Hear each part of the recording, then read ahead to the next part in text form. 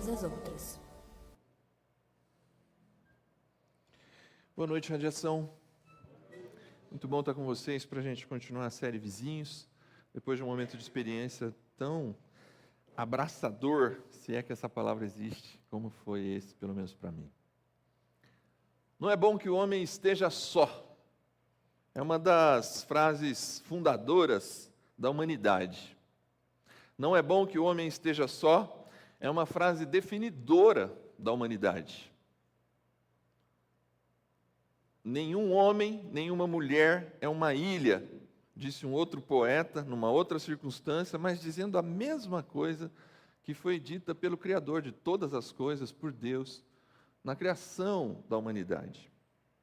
Quando Deus cria todas as coisas, lá em Gênesis, o relato da criação nos mostra que a cada dia da criação, ao final de cada dia, a fala é assim: e Deus viu, e Deus disse, e Deus percebeu que tudo era bom.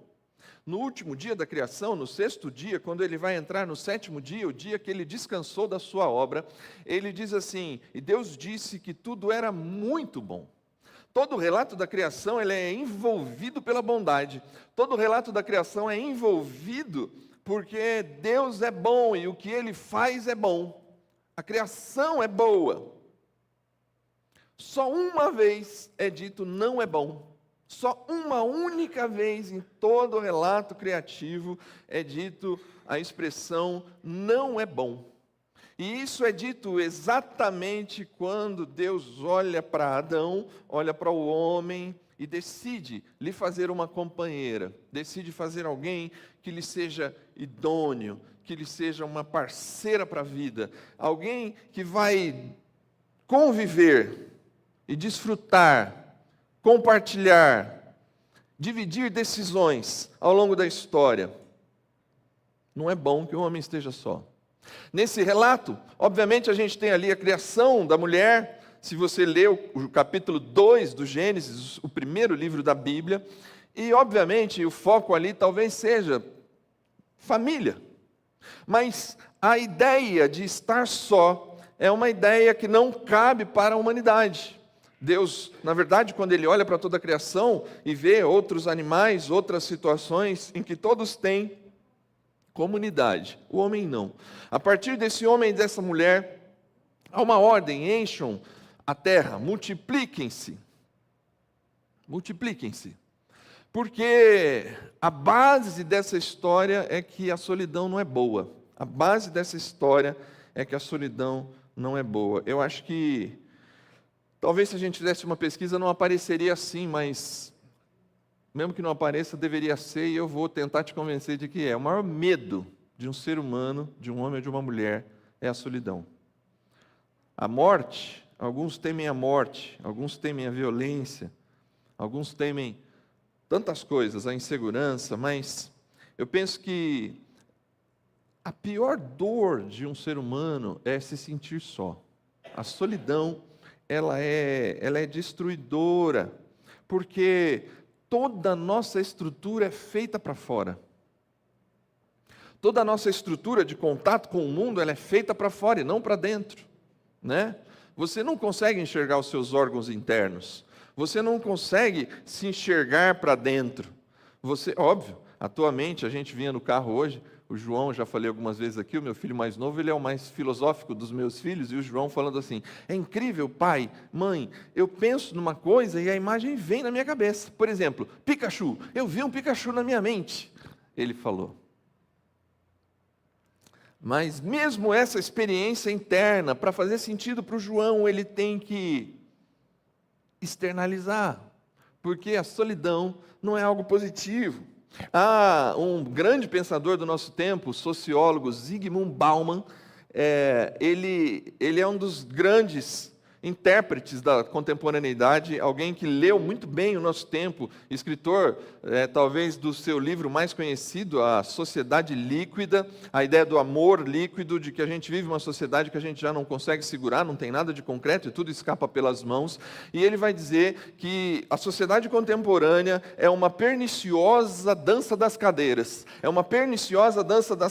porque nós nos sentimos ainda participantes daquela dança, mas fatalmente, em algum momento, seremos excluídos e jogados no lixo. O Zygmunt Bauman, ele vai pegar essa imagem infantil e dizer que a sociedade contemporânea é essa perniciosa dança da cadeira, em que em algum momento nós nos sentiremos no lixo, nós nos sentiremos sozinhos, nós nos sentiremos excluídos de alguma coisa que está acontecendo e da qual já não fazemos mais parte. A própria ideia da dança das cadeiras envolve, de alguma forma, uma brincadeira tão infantil, né? Mas ela traz essa imagem tão pesada de vocês sendo excluídos e sobrar um só. Não é bom ficar só, não é bom ser excluído, não é bom se sentir no lixo, não é bom esse lugar, não é bom esse lugar. Esse lugar nos traz a um tempo, o Instituto Gallup, numa pesquisa em 2015, traz esse título na sua matéria de divulgação dos dados, e o título é Nunca Fomos Tão Infelizes. Nunca fomos tão infelizes. Dentre os diversos motivos da infelicidade, o primeiro que aparece no top, no mundo inteiro, se chama estresse. Preste atenção nisso que eu estou falando para você, porque de repente tem a ver com a sua própria vida nesse exato momento. É sintomático perceber que o principal motivo da nossa infelicidade não são os outros. É sintomático perceber que o principal motivo que causa infelicidade no mundo não são exatamente os outros. Os outros, talvez, eles fazem parte daquele processo que nos levam para a infelicidade, mas o principal motivo da nossa infelicidade, ele está refletido no nosso próprio, na maneira como nós mesmos estamos lidando com tudo. E esse estresse vai nos afastando de tal forma que a gente se sente isolado e às vezes, presta atenção no que eu vou te dizer, às vezes é você mesmo que se colocou nesse lugar de isolamento. Ninguém te tirou da dança da cadeira, mas o estresse, a correria, a rotina, as decepções, aquilo que vai te estressando, aquilo que vai tirando você do centro, do sério, vai te levando para esse lugar de infelicidade e de isolamento. Hoje a gente vai falar sobre convivência saudável. E por isso eu começo por aqui, pensando que a solidão não é um lugar para nenhum de nós. Que a solidão não é um lugar para nenhum de nós, e ela de alguma forma nos leva à infelicidade. Essa frase é do George Gallup, diretor do Instituto Gallup. E ele fala sobre o isolacionismo do americano. Essa frase não está exatamente na mesma matéria, mas eu acho muito interessante perceber que ele vai dizer assim: estamos fisicamente separados um do outro. Mudamos de residência com frequência. Nossa pesquisa revelou que 7 em cada 10 pessoas, vizinhos, não conhecem os seus vizinhos. 70% de nós não temos relação com as pessoas que moram perto de nós. Até 1/3 dos americanos admitem frequentes períodos de solução, que é um fator chave na alta taxa de suicídio entre idosos. Se tem alguém que perniciosamente é jogado para o canto na dança das cadeiras, com certeza são os idosos. Mas esse seria um outro assunto.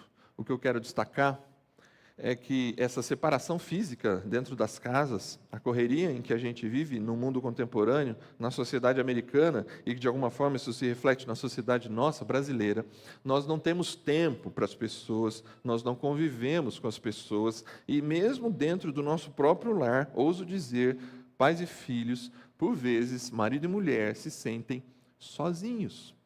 Períodos extensos e frequentes de solidão. Solidão. É nesse contexto que a gente vai falar sobre a carta de Pedro, mais uma vez, hoje no capítulo 3, que vai apresentar para a gente essa ideia de uma comunidade vibrante a partir da convivência saudável. Semana passada falamos sobre o estilo de vida, e hoje a gente vai falar sobre a convivência saudável. E eu queria te trazer alguns dados que eu não trouxe na semana passada sobre a carta de Pedro.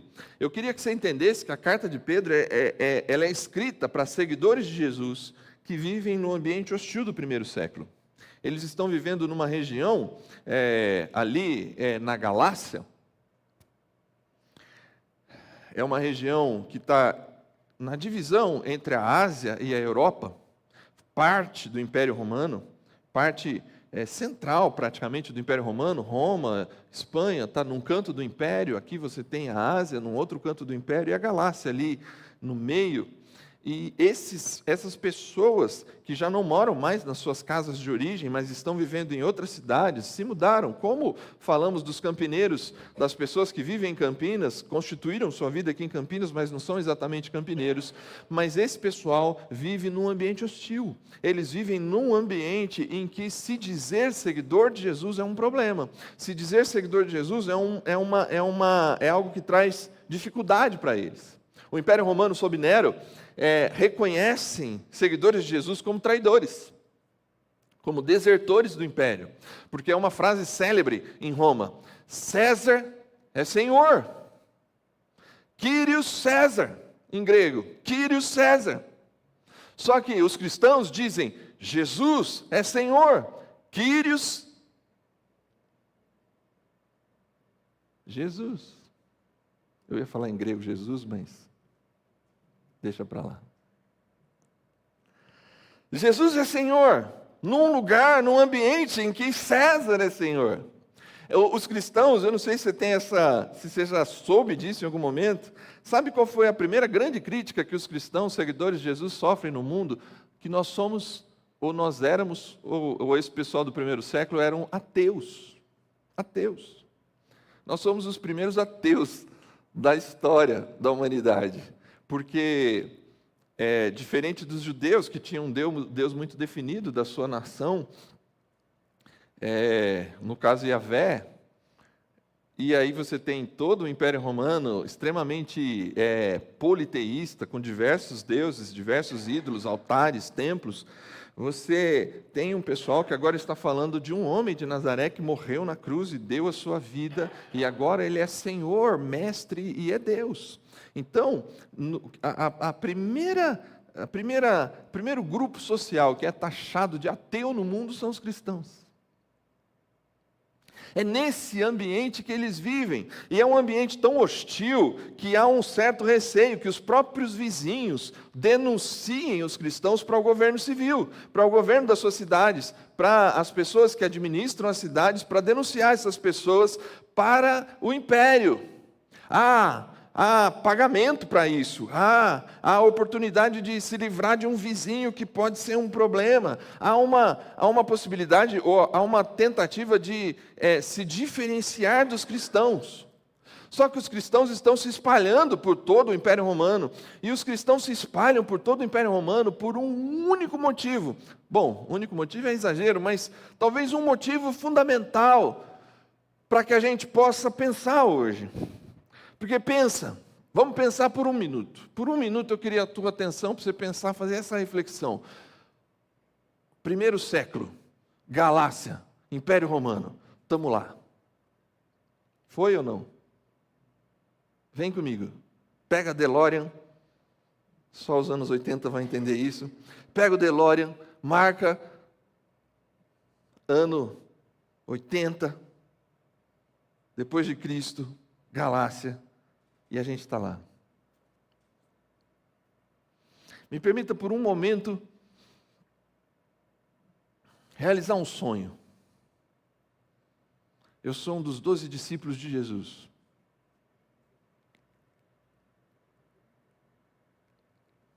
Genésios.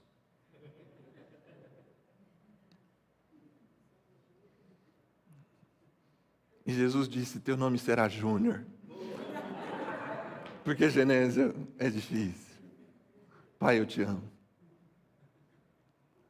Me permita por um momento ter esse sonho de que eu sou um discípulo de Jesus, que conviveu com Jesus, andou com Jesus, e agora eu estou cuidando de uma comunidade na Galácia, e eu viajei e eu estou mandando um e-mail, um WhatsApp, uma carta para essa comunidade na Galácia, no primeiro século, nesse contexto. O que você acha que um líder deveria fazer nesse contexto? A resposta talvez direta, mais comum, a resposta do senso comum seria uma carta assim: protejam-se, evitem as pessoas, não falem que Jesus é Senhor por aí, olha, se vocês não querem morrer, só conversem entre vocês, vivam entre vocês, tenham códigos de fala que só vocês entendam. Não deixe que as pessoas percebam, porque elas vão matar vocês. Essas pessoas querem a destruição de vocês, então as evitem, porque elas, lá no futuro, queimarão no fogo do inferno, e vocês alcançarão o céu. Essa é a carta que eu esperaria nesse contexto, de um discípulo de Jesus, que conheceu Jesus, mas esse é o grande diferencial, ele conheceu Jesus. Um discípulo de Jesus nunca escreveria uma carta dessa. Um discípulo de Jesus nunca se prestaria ao papel do isolamento. Um discípulo de Jesus que conheceu e andou com Jesus, sabe que Jesus andou com pessoas e viveu em risco no seu tempo, de tal forma que encontrou a morte de cruz. Um discípulo de Jesus nunca chegaria a essa conclusão. Um discípulo de Jesus daria o próprio exemplo de Cristo. E é esse o mais genial. Mesmo nesse contexto, Pedro incentiva aquelas pessoas a viverem em convivência naquela sociedade hostil e difícil. Ele não os incentiva ao isolamento. Ele não os incentiva a escolher o isolamento. Ele escolhe a convivência. Ele fala assim, o tempo é difícil, a coisa é complicada, mas vocês vão ter que entender que discípulo de Jesus, seguidor de Jesus, paga o preço de se envolver com as pessoas, para mostrar para as pessoas que elas estão equivocadas no seu julgamento. É aqui que a gente chega nesse verso do capítulo 3 de Pedro, e agora volta aqui para Campinas, e a gente vai junto aqui. O verso diz assim, capítulo 3 da primeira carta de Pedro: antes santifiquem Cristo como Senhor em seu coração. Verso 15. Todos os versos anteriores, do 1 ao 14, ele constrói justamente, olha, vocês estão sofrendo, a situação de vocês é difícil, as coisas aí estão complicadas, viver onde vocês vivem não é simples. Muitos perigos vocês estão correndo. A vida na cidade que vocês estão, ela é complicada. Ele vai dizer assim, 1 ou 2 versos antes do verso 15, mas é mais importante que vocês façam o bem, mesmo recebendo o mal. Façam o bem, mesmo no meio da maldade. Não é bom que o homem esteja só. Não é bom que o homem se isole. Não é bom, não faz parte da bondade de Deus o isolamento. Façam o bem, sejam a expressão da bondade. E aí ele diz assim, aí ele vai abrir esse conselho da convivência saudável. Antes, santifiquem Cristo como Senhor no coração de vocês. A expressão usa um termo que é a santificação, a santidade, termo inclusive que eu trabalhei bastante na semana passada, mas esse texto aqui, ele esclarece bastante a ideia de santidade a partir de Jesus. Ele ajuda a deixar bem claro a ideia de santidade a partir de Cristo Jesus. A palavra santo significa separado. Você tem 2 maneiras de ler esse texto. Antes, se separem de Cristo. E aí não faz sentido a segunda frase, como o Senhor em seu coração. Perceba que santificação em Cristo não significa separar-se de, mas separar-se para. Antes, santifiquem-se para Cristo, separem-se para Cristo, tenham Cristo como referência da maneira como vocês vão viver, se aproximem de Cristo de tal maneira que vocês tenham Ele como Senhor da vida de vocês. Sendo o Senhor no coração de vocês, a vida de vocês vai refletir o que Cristo é. Portanto, santifiquem-se para Cristo e não santifiquem-se de Cristo. Não se separa de Cristo. Nesse sentido, Pedro, ele ajuda a ideia de que santidade para Jesus não significa separar-se de, mas separar-se para. Viver de tal maneira que a vida reflita aquilo que Jesus é. Eu gosto da tradução do Eugene Peterson, que diz... na Bíblia, a mensagem, o Eugene Peterson faz essa paráfrase desse verso. Em condições favoráveis ou desfavoráveis, mantenha o coração atento em adoração a Cristo, Senhor de vocês. A ideia da santidade, ela está refletida num outro contexto aqui, a ideia de manter o coração atento a Cristo. adorando a Cristo, reverenciando a Cristo, Senhor de vocês, não César. Não importa as condições, favoráveis ou desfavoráveis. O em condições favoráveis e desfavoráveis é um reflexo do que vem nos versos de 1 a 14. A ideia de que o tempo é difícil, o mundo é complicado, mas o que a gente vai ver a partir de agora é assim: se somos seguidores de Jesus, se Jesus faz algum sentido, santifiquem-se a Cristo. Separem-se para Cristo, como o Senhor do coração de vocês. Estejam atentos para agir nessa sociedade, sem isolamento, porque é o que a gente vai acabar de ver no restante dos versos que nos ajudam nessa noite. Estejam sempre preparados para responder a qualquer pessoa que lhes pedir a razão da esperança que há em vocês.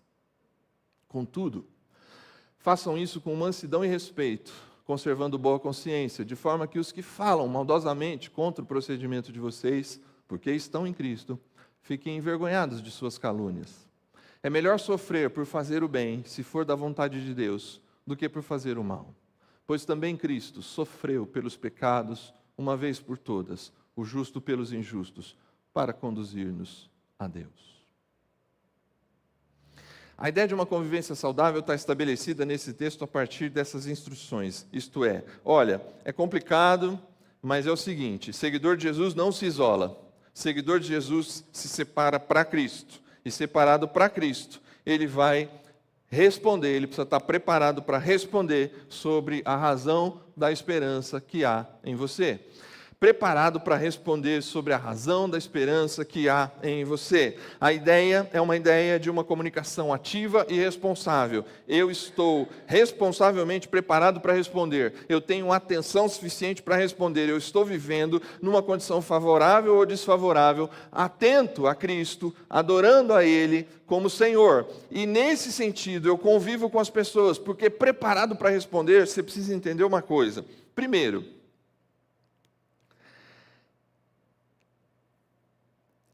ser um seguidor de Jesus e praticar uma convivência saudável não significa ser aquela pessoa que vai viver e falar de tal maneira que a gente chega à conclusão assim: olha ele aí de novo, querendo me dizer isso ou aquilo.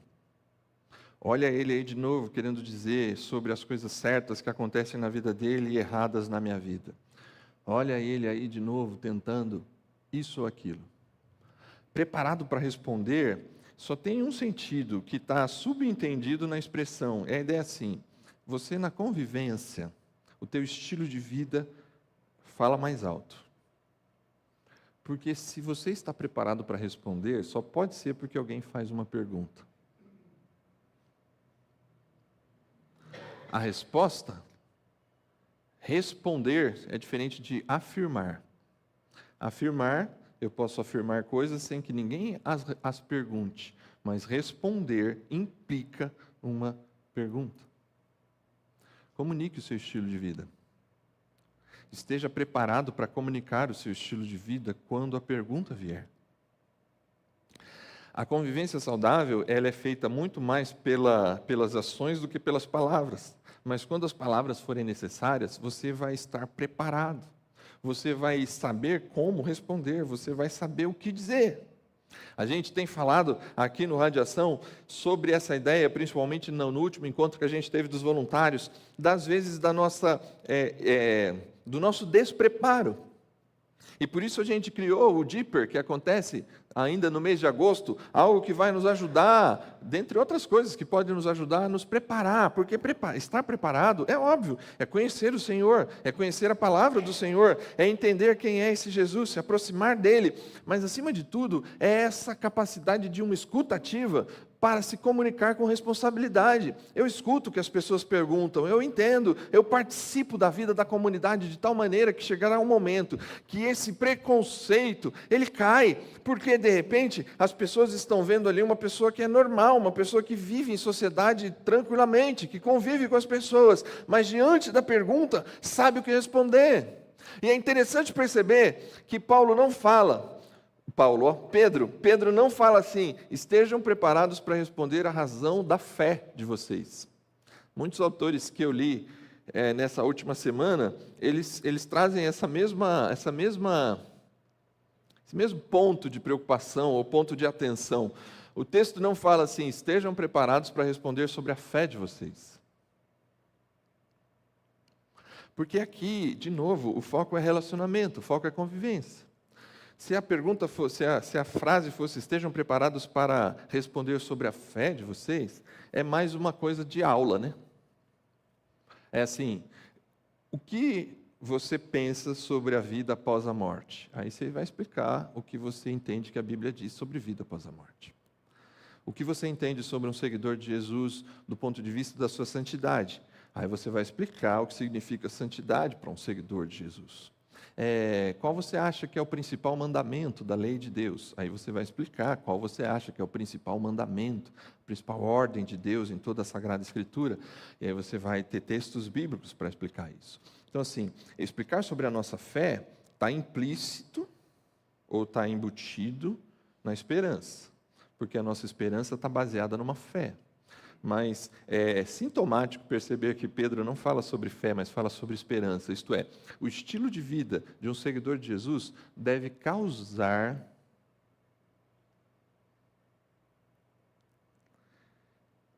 essa ânsia pela esperança. O estilo de vida do seguidor de Jesus deve gerar nas pessoas assim: puxa, que sopro de ar diferente. Como é que diante de tantas crises e dificuldades, sabe, a Paula foi aqui, no meu modo de ver, grandemente usada por Deus nessa noite, junto com a gente, para dizer assim: mesmo diante do sofrimento e da dor, a frase não é assim: eu estou amargamente com vontade de ficar sozinho. A frase de Jesus é assim: mesmo diante da dor e do sofrimento, eu desejei ansiosamente estar com vocês. Quem é esse cara que no momento mais duro da vida, em vez de decidir estar sozinho, ele decide estar com as pessoas? No momento de maior dor de Jesus, horas depois dessa frase: eu desejei ansiosamente estar com vocês, ele fala para Pedro, Tiago e João, seus principais discípulos. Esse cara que está escrevendo aí estava lá. Ele diz assim: a minha alma está profundamente triste, venham comigo a Getsêmani, permaneçam comigo em oração. E nesse momento Jesus sofre o que o próprio Pai disse em Gênesis 2, não é bom que o homem esteja só. E Jesus se sentiu só, Jesus se sentiu plenamente sozinho. Mas esse homem, mesmo na solidão, quando ele é atacado, quando ele é preso, quando ele é cuspido, quando ele é ofendido, as palavras que saem da boca dele demonstram profunda esperança. Perdoa-lhes porque não sabem o que fazem. Perdoa-lhes, Pai, porque eles não sabem o que estão fazendo.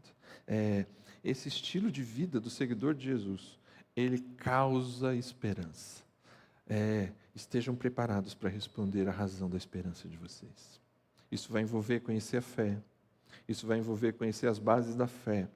Mas, acima de tudo, porque se for só as bases da fé, esse estilo de vida pode ser somente uma máscara de alguém que conhece verdades bíblicas, mas essas verdades bíblicas, esse convívio com Jesus deve nos levar ao ponto de ter um estilo de vida tal que cause nas pessoas como eles podem viver em esperança diante de situações tão complicadas. O texto diz assim: façam isso com mansidão e respeito. E aqui é fundamental. Ele diz assim: vocês precisam estar preparados para responder, mas façam isso com mansidão, façam isso com respeito, façam isso entendendo o tempo que vocês vivem, o lugar que vocês estão. Se posicionem, mas não se imponham.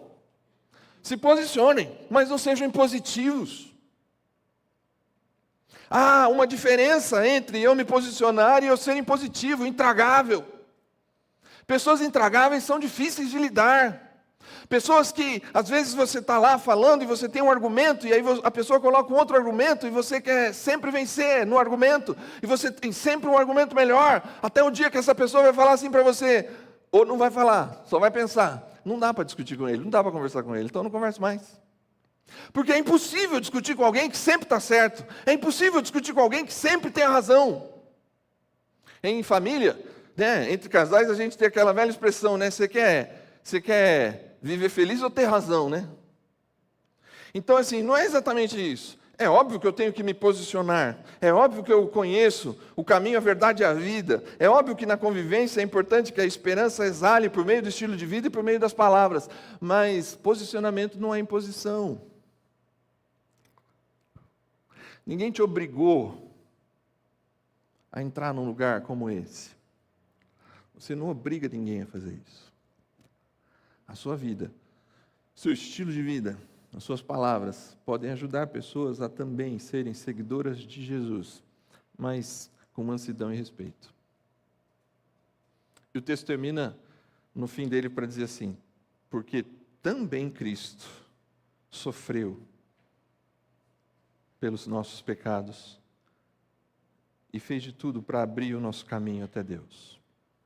A expressão também Cristo, ela fecha, porque se você pensar, esse texto todo está permeado por Jesus. Antes, santifiquem a Cristo como Senhor, apresentem a esperança de vocês com mansidão e respeito, mesmo para aquelas pessoas que pensam que em Cristo vocês são deploráveis.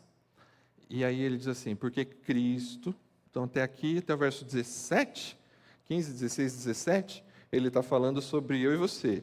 E aí Pedro, no verso 18, ele vai dizer assim, Cristo também. É assim, esse também, na forma como ele está ali na construção da frase, na língua original, os comentaristas vão dizer que esse também Cristo se refere a tudo que vem antes. É a ideia assim, também Cristo viveu uma situação de sofrimento, também Cristo sofreu preconceito, também Cristo poderia ter escolhido o isolamento, mas Cristo foi uma pessoa que viveu de tal maneira que a sua esperança exalava, comunicava um estilo de vida que fazia sentido e as pessoas perguntavam, Senhor, como eu posso fazer para ser um seguidor seu? E ele fazia isso sempre com muita mansidão e muito respeito. Também Cristo se refere a todo o conjunto. É a ideia de que também Cristo fez tudo isso que Pedro está pedindo para a gente, é exatamente a maneira como Cristo fez. Cristo é a boa notícia em sua vida. Se eu sou um seguidor de Jesus, a minha vida exala isso no estilo de vida. E essa convivência saudável, ela não simplesmente ela é saudável pelo fato da pessoa estar aqui com você ou não, ainda que poderia ser um desejo seu, ter os seus amigos, seus vizinhos, as pessoas mais queridas suas, junto com você aqui, seguindo a Jesus, mas o seu próprio estilo de vida é a própria boa notícia da presença de Jesus, transformando o ambiente, transformando o lugar, por meio da maneira como você vive, da maneira como a sua família está presente dentro daquela comunidade. Cristo é a boa notícia na sua vida. Isso tem uma implicação. Se Cristo é a boa notícia na sua vida, a sua vida em Cristo é uma boa notícia. Entendeu? Se Cristo é a boa notícia na sua vida, que faz com que você tenha uma convivência saudável, mesmo com pessoas difíceis, é, portanto, que a sua vida em Cristo, ela também deve ser uma boa notícia para as outras pessoas. Ela deve ser essa razão de esperança que as pessoas vão perguntar por quê. Essa é a ideia desse texto. No convívio com as pessoas, eu comunico, eu tenho um estilo de vida e ele é comunicado se posicionando, mas sem imposição, e é um estilo de vida que anuncia uma boa notícia, anuncia uma nova maneira de viver, anuncia um jeito de ser que transforma os ambientes, porque parece que aquilo vai aos poucos, como um fermento que leveda toda a massa, transformando o ambiente. A gente está chegando ao final e eu, como fiz na semana passada, eu queria trazer aqui para vocês como isso implica na minha relação com as pessoas, com a vizinhança, com as pessoas que andam próximas de mim, no trabalho, em casa, as pessoas que são meus próximos, as pessoas que são mais próximas de mim e que não têm a mesma decisão que eu já tive de ser um seguidor de Jesus. Se você está entre a gente hoje, pela primeira vez, e não se considera um seguidor de Jesus, eu quero que você perceba o quanto isso também é um convite a ser um seguidor de Jesus, porque eu queria que você entendesse essas três coisas para a gente poder aplicar. O coração desse estilo de vida, que eu estou chamando ali agora de reino de Deus, o coração do reino de Deus são os relacionamentos genuínos e baseados na compaixão. É isso que a gente vê em Jesus, e Jesus diz que quem vê Jesus vê Deus. O coração do reino de Deus que Ele está estabelecendo, o coração desse reino, ele está lá em Gênesis 2. Não é bom que o homem esteja só. Não é bom que a mulher esteja só. O coração do reino de Deus é convivência. Relação genuína e baseada na compaixão. Quantos anos eu perdi, e talvez você perdeu, e talvez a gente faça os nossos filhos perderem, ensinando a eles como se Deus fosse um Deus pronto a nos julgar com o dedo em riste para os nossos erros. O coração do reino de Deus é uma relação genuína e compassiva. É uma relação cheia de compaixão. Toda a estrutura do universo foi feita para o relacionamento, uns com os outros, com a natureza e com Deus. A própria expressão Deus é amor, que está num amigo de Pedro, João, nas suas cartas, logo depois das cartas de Pedro. Pedro tem 3 cartas, ali no final do Novo Testamento, depois das 3 cartas de Pedro, vem 2 cartas de João. Aí vem uma outra carta de Judas, não o traidor, e depois vem Apocalipse. É o fim ali da Bíblia. E nessas cartas de João está ali, Deus é amor.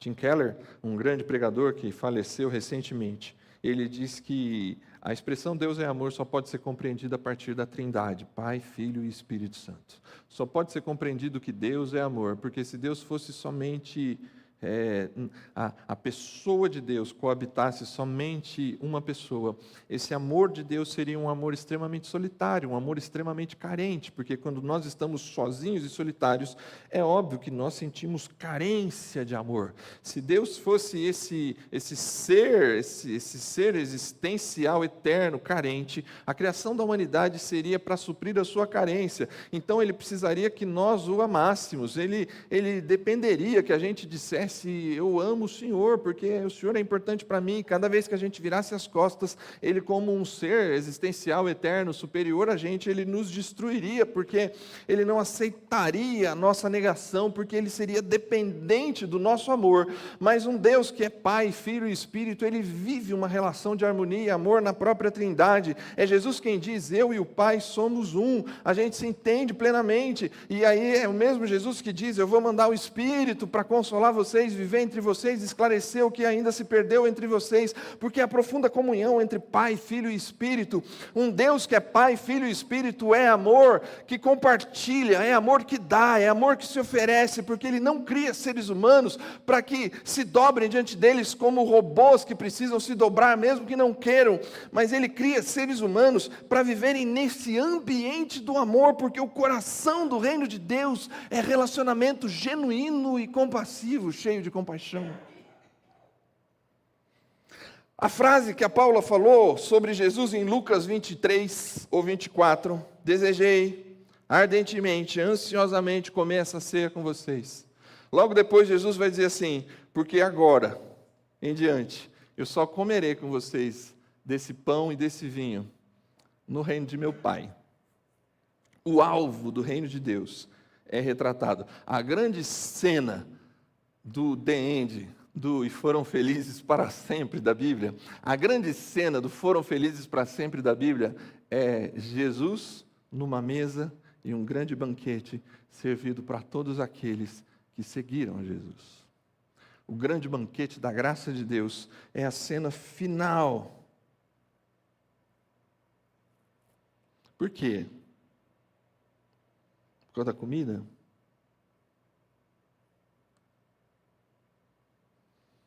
Me perdoa, mas veio aqui na minha cabeça um texto de Paulo, que o reino de Deus não é comida nem bebida, mas alegria, paz e justiça no Espírito Santo. Porque a mesa é lugar de transformação. Como isso implica a minha relação com os meus vizinhos, com os meus amigos? Você é um seguidor de alguém que o coração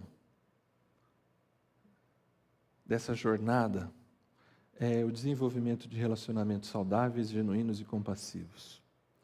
Você, à medida que se aproxima de Jesus, aponta para o grande banquete da graça de Deus. E esse grande banquete da graça de Deus, ele só é o que é, porque comer junto, sentado à mesa, é símbolo de intimidade e transformação. No contexto de Pedro, do primeiro século, no contexto de Jesus, você só convida à mesa quem é íntimo. Você só chama para a mesa quem é íntimo. Quando duas pessoas brigam e não se falam mais, elas não se sentam à mesa. Não é possível se sentar à mesa. É estranho. Os grandes refeitórios de empresa, por exemplo, para o primeiro século, é estranho os restaurantes que têm mesa que você pode sentar do lado de pessoas que você não convive. É muito estranho esse ambiente para o primeiro século, porque mesa, sentar-se à mesa é lugar de intimidade. Mas veja como esse negócio é sério do ponto de vista da transformação. Quando você chama alguém que você brigou, e você diz assim para ela: venha na minha casa essa noite, que eu preparei um jantar para você. O que ele está ouvindo não é assim, vou comer uma boa comida. O que ele está ouvindo é assim, eu quero te pedir perdão, eu te amo. E a gente vai recomeçar a nossa relação. Conviver à mesa é transformação.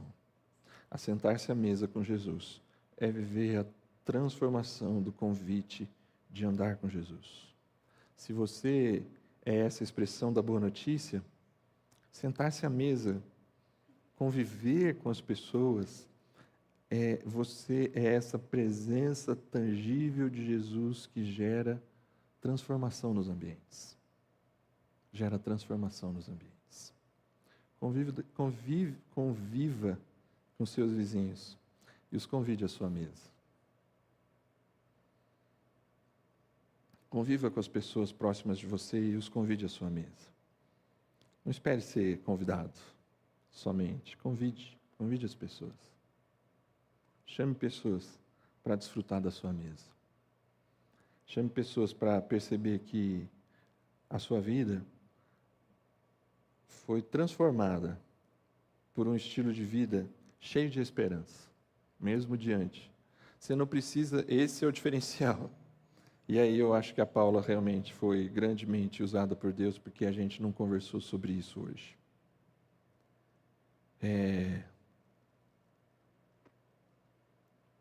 Você não tem que estar 100% bem para esse dia.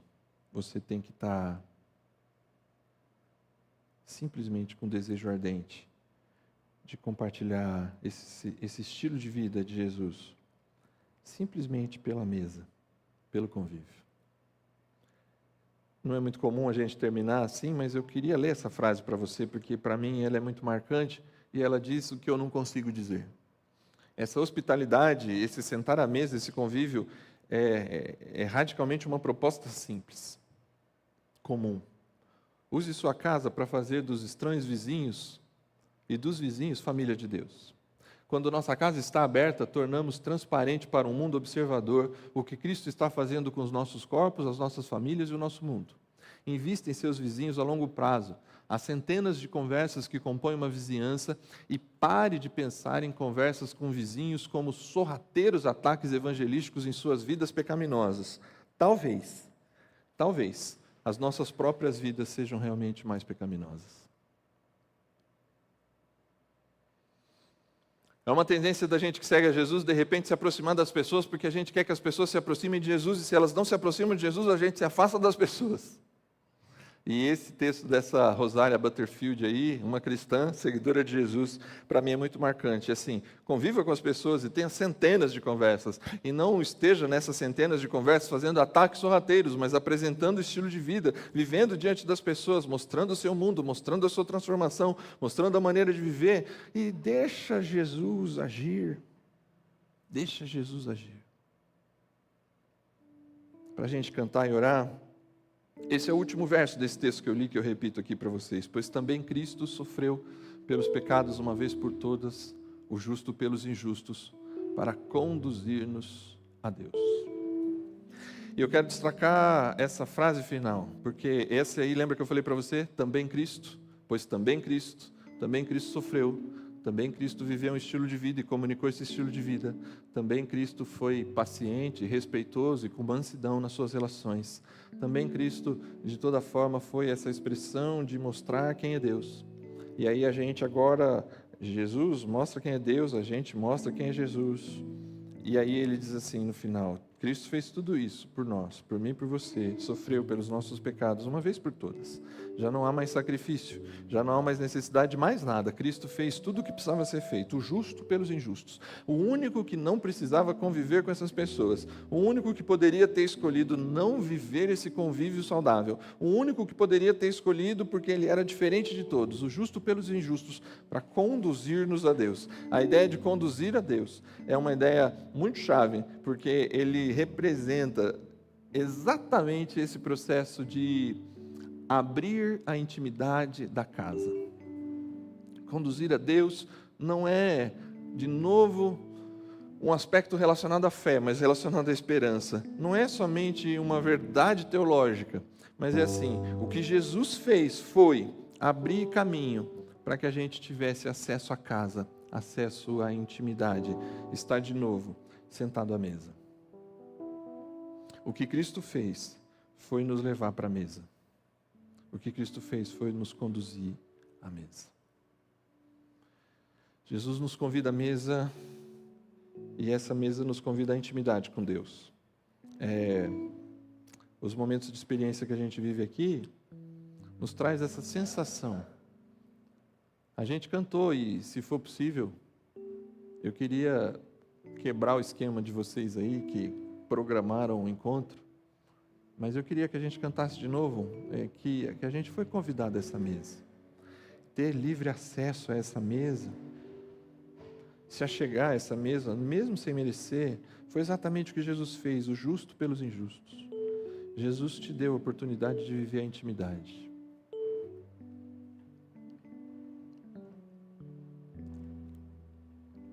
E isso é transformador.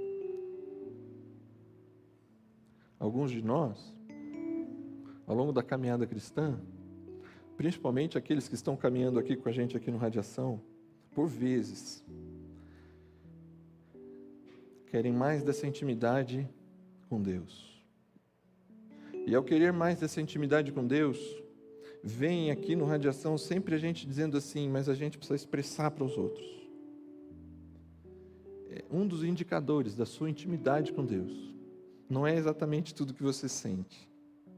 Um dos grandes indicadores da sua intimidade com Deus é a sua capacidade de entender que essa mesa de intimidade que Ele te leva não é só para você. É por isso que a gente valoriza tanto a expressão, por isso que a gente valoriza tanto assim a gente entender que mesmo num mundo hostil e difícil, mesmo nas nossas dores e nas nossas situações complicadas, nós somos chamados a ser a expressão de Jesus, porque se Jesus nos convida à intimidade, Ele convida a gente também a convidar amigos felizes ou feridos, porque essa intimidade de Jesus, ela é inclusiva, sempre cabe mais um. A intimidade de Jesus, ela é inclusiva. A mesa de Jesus é a mesa dos amigos do reino, é a mesa de todos aqueles que se achegam a Jesus, merecedores ou não, o justo pelos injustos, porque na mesa de Jesus a gente tem a oportunidade de estar diante de Deus e da sua intimidade. A nossa casa, ela é esse ambiente que partilha e compartilha a mesa de Jesus para as outras pessoas. Que Deus te abençoe a ser esse lugar, que a sua casa, a sua vida seja esse lugar. Se aproxime de Jesus e ganhe essa intimidade com Ele. E seja esse lugar de também compartilhar e partilhar a inclusão na sua mesa e a partir da sua mesa, no tempo certo, com mansidão e respeito, que as pessoas tenham a principal convivência saudável, porque, gente, não é bom que homem e mulher vivam sós. Nós precisamos uns dos outros.